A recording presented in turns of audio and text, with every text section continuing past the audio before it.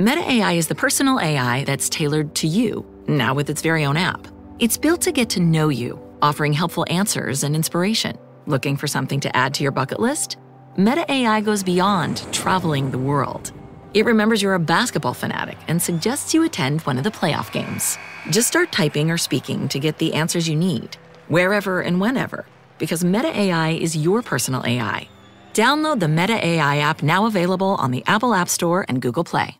Parents of twins, if you're familiar with far-off drop-offs... Dad, stop, right here. Or get DMs about what's for dinner, you may be experiencing tween milestones. For your son or daughter, these can start at age 9. HPV vaccination, a type of cancer prevention against certain HPV-related cancers, can start then too. For most, HPV clears on its own. But for those who don't clear the virus, it can cause certain cancers later in life. Embrace this phase. Help protect them in the next. Ask their doctor today about HPV vaccination. Brought to you by Merck. Hi, True Crime Army. I am your host, Margot, and this is Military Murder, a show where I focus on crimes committed by military members and veterans. But don't worry, you don't have to know anything about the military to listen. True crime just has to be your morbid curiosity. And if that's you, welcome home. All right, everyone, I am back today with an update/clarification on that Fort Cavazos case of Sgt Clarke. I released that back on March 12th, so a couple of episodes ago. Yes, I know that it's been over a month, but recently I had the pleasure of sitting down with Rose Thayer, and she is a reporter for Stars and Stripes. And if you don't already know this, I love Rose's work. If there's ever a military case coming out of Texas, Rose is always on the case. Well, during my chat with her recently, she was able to clarify the timeline of events in this case. And since she was present for a big chunk of the court-martial, and she's been covering military cases for a very long time, I wanted to bring you this update. So here goes. If you haven't already listened to my episode on Sgt Clarke, I will list it in the show notes so that you can catch up there. But you can listen here too, where I will be updating you on the timeline. So without further delay, let's get into it. Military Murder is an independent project and is not endorsed by the Department of Defense or any military component. The views expressed are those of the host. The content of this podcast is not meant to be legal or medical advice. Warning, this episode contains graphic details of murder and is not suitable for young listeners. Listener discretion is advised.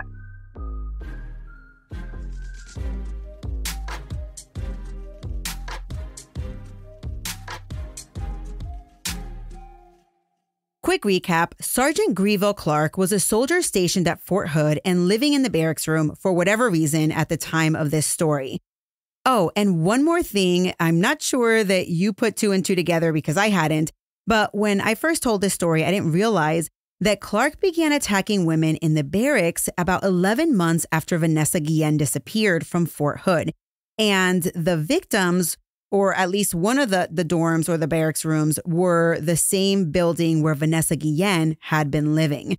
And in fact, while I don't know if Vanessa's killer knew Sgt Greville directly, they did serve in the same unit. I thought that was a bit shocking, although, sometimes I wonder why anything shocks me nowadays. So when I first shared this case with you in May, I was under the impression that there were only 4 victims. And you might recall that I said something about there being one woman who had a roommate who was almost attacked, but she did have a roommate, or she didn't have a roommate. Anyway, she was named. Now I'm going to get into the incidents because there were 2 specific incidents where there was another person who heard what was happening, or who heard, that something might have been happening. And listen, I will get into it as I tell you exactly what the charges entailed. The first known incident that we know of that was charged occurred in March of 2021. The soldier was asleep in her barracks room, and actually, although this soldier was physically alone in her room, she had actually fallen asleep while FaceTiming with her girlfriend. But Sgt Clarke didn't know that at the time. But wait, the woman actually fell asleep on FaceTime because she was, no kidding, petrified of all the craziness that went down at Fort Hood, which makes this story and the fact that she was even a victim even crazier. So Sgt Greville gained access to this woman's room through a window. He put his hand in, he reached in through the window, and then reached over and unlocked the door, letting himself in. Now, when Sgt Clarke, and I know I called him Sgt Greville earlier, but I meant Greville Clarke. So when Sgt Clarke entered this room, he came prepared. You see, he had pre-written a note on his phone that told the victim not to scream. So he would walk into the room with this note pre-written, show the victim the phone so that they could read it, and it said clearly right there, do not scream. Well, when Greville approached the woman, he showed her the note. There was some type of noises that occurred at this point, and then the girlfriend who was on FaceTime kept asking questions. She kept asking something like, is everything okay? She clearly knew something was wrong, even though she didn't know for sure. But she said at some point that she was going to call her mom and then she was going to call the cops. This statement spooked Sgt Clarke, so he quickly left the room without further hurting the residents of that room. And that, my friends, was the March 2021 incident.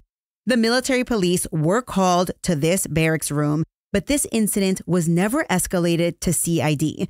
There was a military police report written about it, but CID never knew. So that appeared to be it. CID didn't know anything about that breaking and entering or attempted assault, and life went on. In March of 2022, a woman was sleeping in her barracks room. This time, for some odd reason, Sgt Clarke had an actual key to her room. Now, Rose and I attempted to brainstorm why he would have the key, and besides the fact that he had previously lived in that barracks hall, we couldn't figure it out. In any event, using a key, Sgt Greville gained access. Oh, and one more thing. I remember Rose and I talking about how it appeared that Sgt Clarke had maybe canvassed this particular room and he had been inside that room before. He had actually taken a sexy maid outfit owned by this resident. And now that I think about it, maybe he had broken in prior and that's how he got the key. But listen, that breaking and entering, if it occurred, which it probably did, was not charged. In any event, that will come up here in a second, that sexy maid costume. Upon entering and taking the resident by surprise on March of 2022, Sgt Clarke attempted to tie up the victim, but couldn't. He then blindfolded the woman and took her phone and her CAC card. Now, a CAC card, for those of you who don't know, is a military ID card. Sgt Clarke kept saying things to the resident that made her believe that he had been in that room before. You see, he asked her something to the effect of, oh, so where's your sexy maid outfit? He made her put on high heels. He told her that he was going to rape her, but not to worry because they had all weekend. At this point, the victim began to panic. So I guess that Clarke began to panic as well. And at that point, he had taken her phone from her, but then he threw it back at her. Then he just left the room. The victim was shocked by the entire situation. She grabbed a kitchen knife and immediately dialed 911. And then she just waited. She didn't know if this guy was going to return. Thankfully, he didn't. And she waited. And that's when the authorities arrived. Now, side note, Clarke does return to his room after he leaves this victim's room. And this victim's CAC card is later found in the hallway or the stairwell in Clarke's barracks hall. But remember, no one knows that there is a predator at large. And this situation is kept pretty close to the vest. So those are the first two incidents.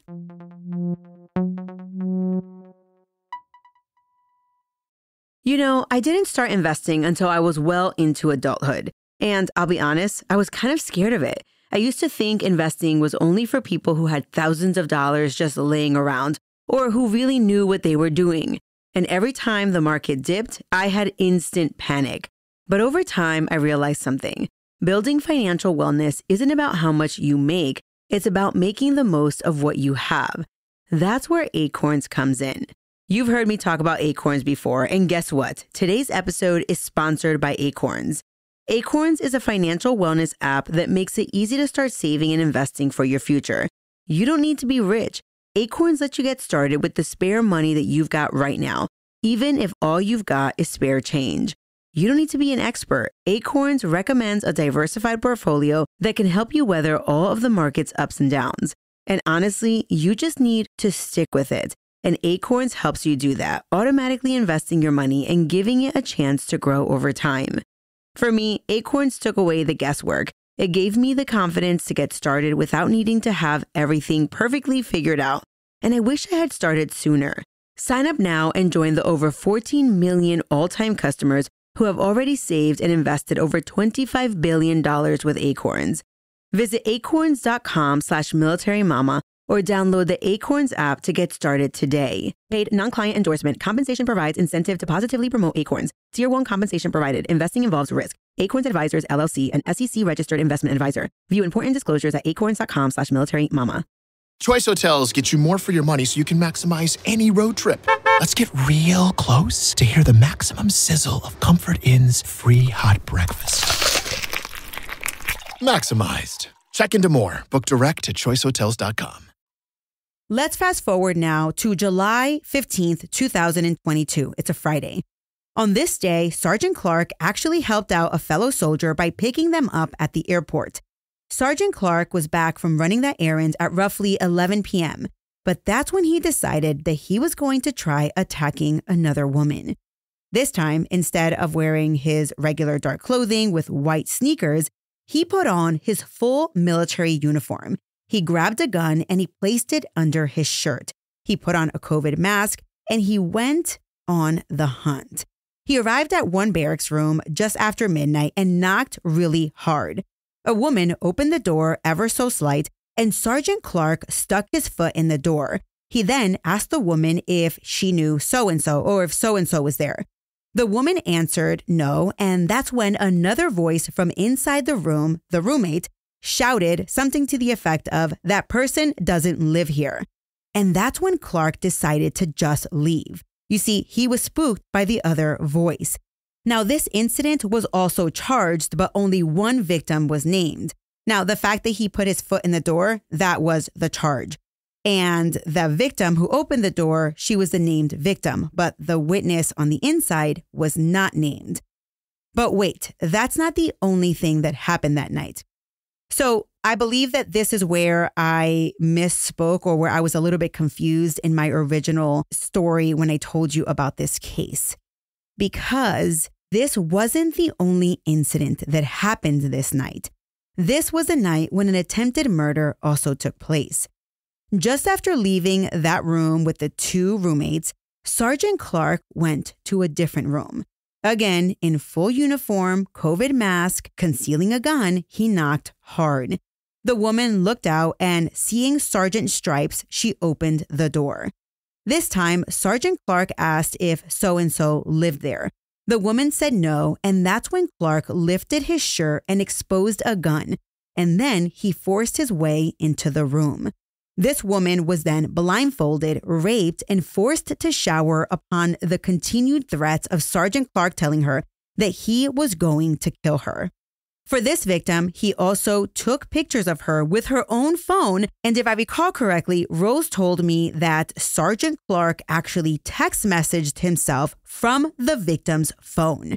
But wait, he ended up taking the phone with him. So while all of this is going on, the woman was screaming. And because she wouldn't stop shouting, Clarke then began to waterboard the woman. Then he strangled her with a lamp cord and then stepped on the back of her neck until she stopped moving. Believing that the woman was now dead, Clarke began cleaning up. He took the sheets, the bedding, the victim's identification, and even her cell phone. Now, when I heard this story from Rose, I remember thinking, why would you ever take someone's phone? Because it could be easily tracked. But wait, the phone, he knew that it could be tracked. So he actually put it in a special bag that prevents the phone from emitting its location. Yeah, let that sink in. And it's super crazy. I didn't even know this was a thing besides something that maybe law enforcement would use. In addition to taking the victim's phone, he cut the cord off of the lamp and took it with him as well. This is some crazy stuff here. Now, you might recall from the first time I told you this story that this victim thankfully survives, but she's out cold for several hours. Actually, she's basically out from the wee hours of Saturday morning. He had arrived right after midnight, you might recall, and he left at around 5 a.m.-ish. And she was out that entire Saturday day and into Sunday. Well, on Sunday, when she came to, she couldn't really remember what happened, And when her friends came knocking, they realized that she wasn't right. From when this assault occurred until when she came to, the victim had vomited. She was so out of it that she even attempted to put her uniform on to report back to work because she didn't even know what day it was. So this victim did eventually report to the hospital, and it was noted that the blood vessels around her eyes had popped, but she really couldn't even vocalize anything that happened to her, and she definitely couldn't describe the perpetrator. Once Sgt Greville Clarke was caught, however, he eventually confessed that weekend after he had attempted to kill her, he thought she was dead, remember? He says that he spent the weekend scouring the internet for news of a dead soldier in the barracks rooms. He was actually excited to read the news, but when it never came, he felt, well. This victim was the one that I told you had always wanted to serve in the military.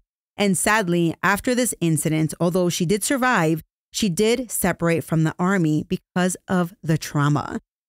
Now let's fast forward to October 2022. One thing that I learned from Rose Thayer was that it appeared that Clarke had met his soon-to-be last victim, and I guess he had been stalking her. That stalking was not charged, but it was revealed that Sgt Greville Clarke followed this victim on social media, and I guess the victim had her location turned on while she was using Snapchat, so he knew where she was, or was at some point. I'm not sure if he knew where she was on this specific day. This was the victim, the final victim, who went to do laundry on a Sunday morning, and she left her barracks door propped open, and that's when Sgt Clarke snuck in and waited for her in the bathtub, hiding behind the shower curtain. This was also the time when Sgt Clarke obtained this victim's banking information, and he, no kidding, attempted to transfer $14,000 to himself. This attempted transfer was charged, but he was later acquitted of this crime. By the way, the money never officially transferred. I think there was some sort of flag.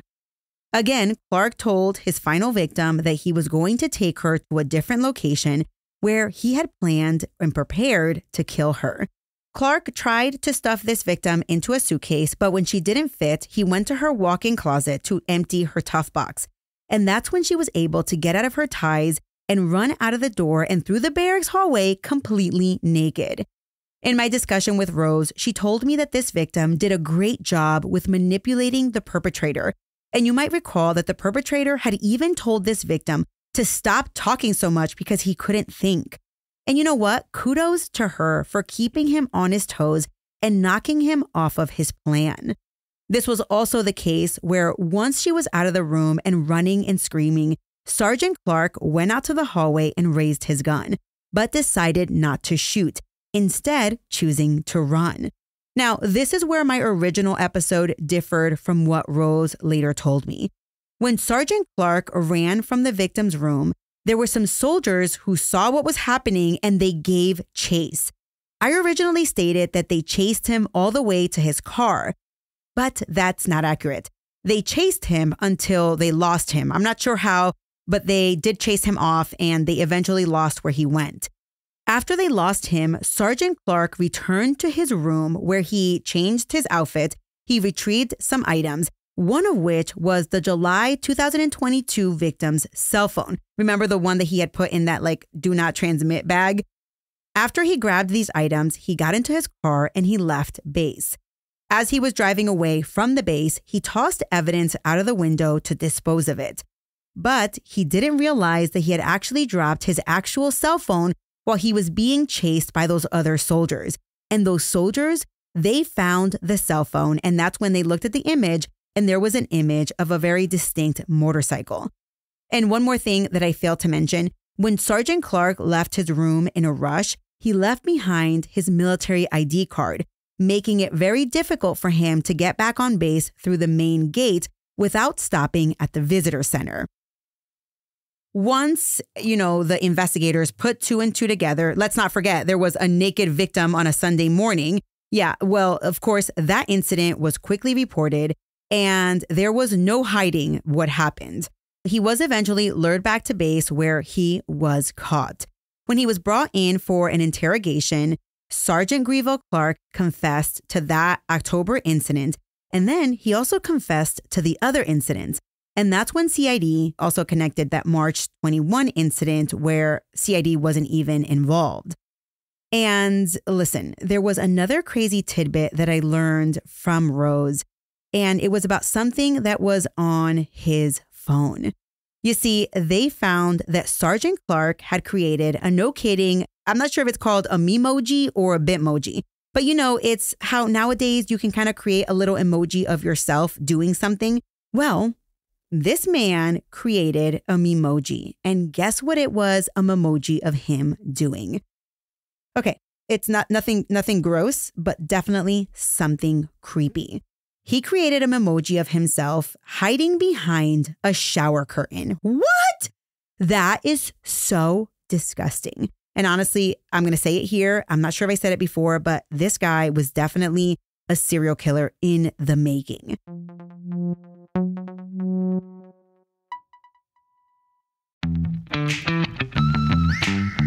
What if an appliance emergency didn't have to be? If your appliances suddenly decided they were done, don't stress. Best Buy has you covered with a wide variety of major appliances from trusted brands, in stock and available now. So you don't have to worry about laundry piling up, refilling the fridge, or that big dinner party you're hosting. Because Best Buy has the knowledge and expertise to get you the right appliance for your home. Learn more at bestbuy.com. Best Buy. Imagine that. Home means something different to everyone. But with Rocket Mortgage, home can mean even more. It can mean a college education, taming your high-interest debt, even a renovation. We've made it easier than ever to use your home equity. That home you worked so hard for, now it can work hard for you. Call 800-4ROCKET or visit rocket.com to find out more. Rocket Mortgage, LLC, licensed in all 50 states, and MLSConsumerAccess.org, number 3030. So at his court-martial, we already know that Sgt Clarke refused to show his face. So he was tried in absentia. The October 2022 victim is the one who stayed in the military, and she did go on to become a sergeant. She is a complete badass, and if you ever listen to this episode, I just want you to know that you are freaking amazing. All of the victims are. But in this particular case, I would love to talk to you. You know, I think that you are amazing, and you are a great advocate for anyone who might ever find themselves in the same situation that you did. At sentencing, the defense brought up Sgt Clarke's terrible childhood. His stepmother used to beat him and denied him food. Sgt Clarke had at least two sisters, one sister who passed away and one sister who went on to become a GS-15. During their sentencing portion of the case, the defense described how one time as a child, Greville didn't want to eat his peas and rice. So you know how sometimes when you're a kid, you just kind of like put something gross in it so your parents won't make you eat it? Well, on one occasion, Greville actually put baby powder all over his peas and rice, thinking that his parents or his stepmom was going to say, okay, that's okay, you don't have to eat it. Well, guess what? She was an evil stepmother and she didn't care. She made the kid eat all of the food. The defense also introduced some evidence that during each of the incidents, there was a major change in Sgt Clarke's life. For example, right before one incident, his sister had a baby. Right before the July incident, his sister died. I'm not sure if it's the same sister, but I know that he had a sister that passed away. And right before he was caught in October of 2022, Sgt Greville had done a memorial ride for a friend who had recently passed away, or who had passed away. I don't know the time period of that person passing away, but he did do a memorial ride for them. Well, we know that the judge sentenced Greville Clarke to life in prison with the possibility of parole for the attempted murder, plus an additional 112 and a half years. So I really don't think that Private Greville Clarke will ever see freedom again. And I say Private Greville Clarke because he was reduced from a sergeant all the way to an E1, and he did receive a dishonorable discharge. And listen, the fact that he will never see freedom again is a good thing, considering his disappointment that the July 2022 victim survived. And like I said, this seems to me, if we were to bring in a behavioral expert, I would guarantee you that they would say this guy was on his way to becoming a serial killer. That wraps up the timeline of the crimes committed by Private Greville Clarke. I hope that this clarification was helpful. I did want to put it out there. I know it might be a little bit repetitive, but whenever I have the opportunity to speak to a reporter who was there and saw everything go down, I definitely want to make sure that I issue any type of correction so that you have all of the facts. Thank you again to Rose Thayer from Stars and Stripes. I love her work and I love her commitment to the military community. And she makes sure that we have access to all of these cases. All right, True Crime Army, I have a headlines episode coming up very soon because honestly, I cannot even keep track of all of these devastating cases, so I need to bring you a headlines episode. But I am here for it, and I want to be the person who brings you these cases. Be sure to share the show with a friend or two, and if you really want to support the show, rate the show 5 stars. And hey, listen, join my Patreon. I have over 50 full episodes there waiting for you to press play. Until next time, remember, you never really know what someone is capable of, so remain vigilant always. You have a fabulous week, and I'll keep digging to bring you another military crime story next time.